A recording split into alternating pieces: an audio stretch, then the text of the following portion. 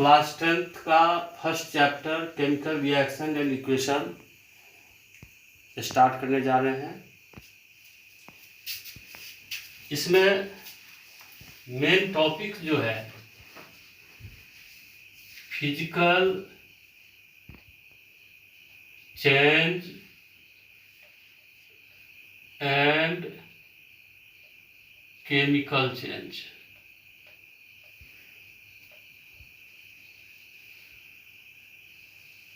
हम लोग इस पर चर्चा करेंगे।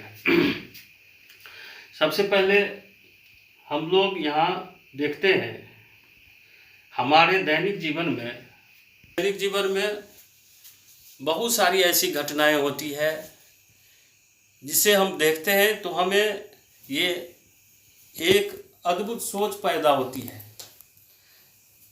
हम लोग देखते हैं आम, पहले कच्चा आम होता है, हरा होता है, फिर वो पक करके पीला हो जाता है।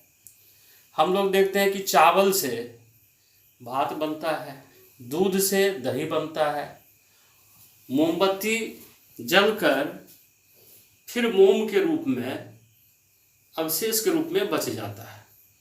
इस तरह से बहुत सारी ऐसी प्राकृतिक घटनाएं होती रहती है। ये सभी एक परिवर्तन होता है, इसी को हम चेंजिंग कहते हैं। और इस चेंज को, इस परिवर्तन को दो भागों में बांटा गया है, physical change and chemical change, भौतिक परिवर्तन और रासायनिक परिवर्तन। फर्स्ट ऑफ ऑल हम लोग ये परिवर्तन क्या है, इसमें क्या डिफरेंस है, इसके बारे में जानते हैं। तो फिजिकल चेंज एक वैसा परिवर्तन होता है जिसमें उसकी फिजिकल प्रॉपर्टीज में अंतर पड़ता है।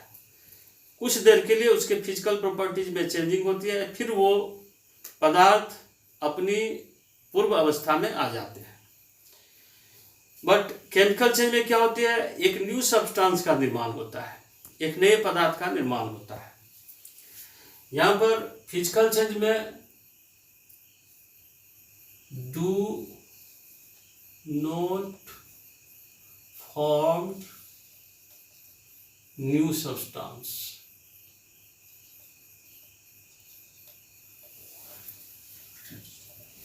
न्यू सब्सटेंस नहीं बनते हैं, इसमें न्यू सब्सटेंस फॉर्म होते हैं, form new substance. Second difference होता है, ये टेम्पोररी चेंज होता है, टेम्पोरेरी चेंज। ये परमानेंट चेंज होता है, परमानेंट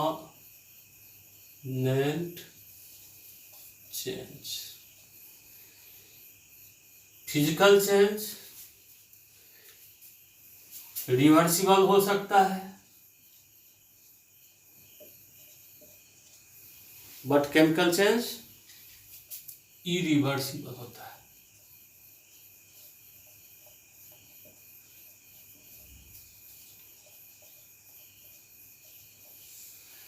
इस तरह से फिजिकल चेंज और केमिकल चेंज के बारे में हम लोग जानते हैं। यहाँ burning of coal chemical change का एग्जाम्पल है।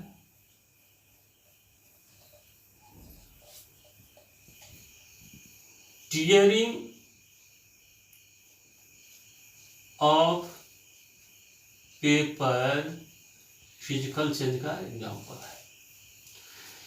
पेपर को जब फाड़ दिया जाता है तो उसमें कोई नए सब्सटेंस का निर्माण नहीं होता है, लेकिन जब कोयला जब जलता है तो उससे न्यू सब्सटेंस बनते हैं, राख बनते हैं, स्मोक इमिशन होता है।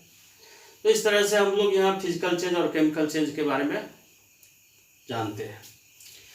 अब एक जितनी भी केमिकल चेंज होती है उससे हम केमिकल रिएक्शन करते हैं। तो हमारा चैप्टर जो है केमिकल रिएक्शन का, वो रिलेटेड होता है किससे? केमिकल चेंज से। तो केमिकल चेंज की जितनी भी घटनाएं होती है उसे ही हम केमिकल रिएक्शन कहते हैं। तो केमिकल रिएक्शन क्या होता है? Chemical reaction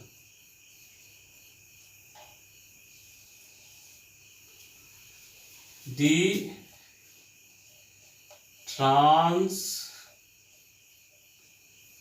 transformation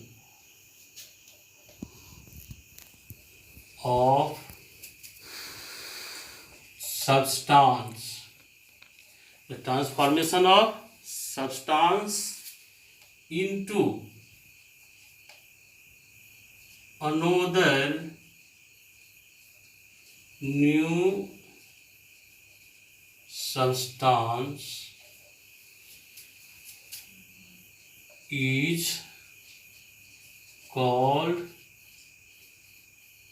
chemical reaction। किसी भी पदार्थों को एक रूप से दूसरे रूप में परिवर्तन को ही केमिकल रिएक्शन कहते हैं। सपोज करते हैं कि कोई एक सब्सटेंस ए है और एक सब्सटेंस बी है, तो ये ए और बी सब्सटेंस मिल करके अगर सी और डी सब्सटेंस बनाता है तो ये केमिकल रिएक्शन हो गया। जैसे हाइड्रोजन और ऑक्सीजन, हाइड्रोजन और ऑक्सीजन मिलकर के वाटर बनाता है। यहाँ हाइड्रोजन और ऑक्सीजन से जो वाटर बनता है वो वाटर एक न्यू सब्सटेंस होता है जिसका प्रॉपर्टीज हाइड्रोजन और ऑक्सीजन से बिल्कुल डिफरेंट होता है, इसलिए ये केमिकल रिएक्शन के फॉर्म में आता है। अब हम लोग यहाँ जानते हैं हाउ डज केमिकल रिएक्शन ओकर। ये केमिकल रिएक्शन कैसे होता है? हाउ डज केमिकल रिएक्शन ओकर। ध्यान दीजिए, H2 प्लस O2 से क्या बना है? Water, 2H2O। तो यहाँ H2 हाइड्रोजन के बीच एक बंधन, एक बॉन्ड काम करता है, सिंगल बॉन्ड। ऑक्सीजन के बीच डबल बॉन्ड। तो जब कोई केमिकल रिएक्शन होती है तो ये बॉन्ड में ब्रेकिंग होता है, ये बॉन्ड टूटता है और बॉन्ड टूट करके फिर रीअरेंजमेंट करता है और रीअरेंजमेंट करके न्यू सब्सटेंस का फॉर्मेशन करता है, जो यहाँ पर वाटर का फॉर्मेशन हुआ है। तो इस तरह से केमिकल रिएक्शन में क्या होता है, तो जो सब्सटेंस केमिकल रिएक्शन में भाग लेते हैं उसके बॉन्ड टूट करके नए सब्सटेंस का निर्माण करते हैं। अब हम लोग आते हैं केमिकल इक्वेशन के बारे में जानते हैं। Chemical equation, when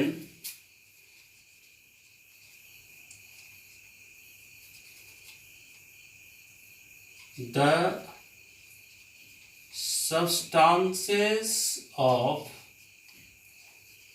chemical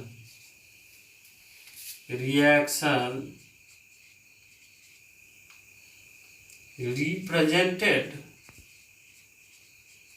represented by chemical symbol and formula, then it is known as chemical equation। जब किसी भी रासायनिक अभिक्रिया में भाग लेने वाले पदार्थों को उसके संकेत और सूत्र से व्यक्त किया जाता है तो उसे हम केमिकल इक्वेशन कहते हैं। Example Mg plus O2 2MgO। Magnesium oxygen से रिएक्ट करके मैग्नीशियम ऑक्साइड बनाती है। यहाँ मैग्नीशियम के लिए हम लोग Mg उसका सिंबल लिए हैं, ऑक्सीजन का फॉर्मूला O2 होता है और मैग्नीशियम ऑक्साइड का MgO होता है, इसलिए इसे हम केमिकल इक्वेशन कहते हैं। अब देखिए केमिकल इक्वेशन में दो पार्ट होते हैं। एक पार्ट होता है एरो साइन से लेफ्ट हैंड में और एक पार्ट होता है एरो साइन के राइट हैंड में, राइट साइड में। तो जो पार्ट एरो साइन के लेफ्ट हैंड में होता है उसे रिएक्टेंट कहा जाता है और जो न्यू सब्सटेंस बनते हैं उसे प्रोडक्ट कहते हैं।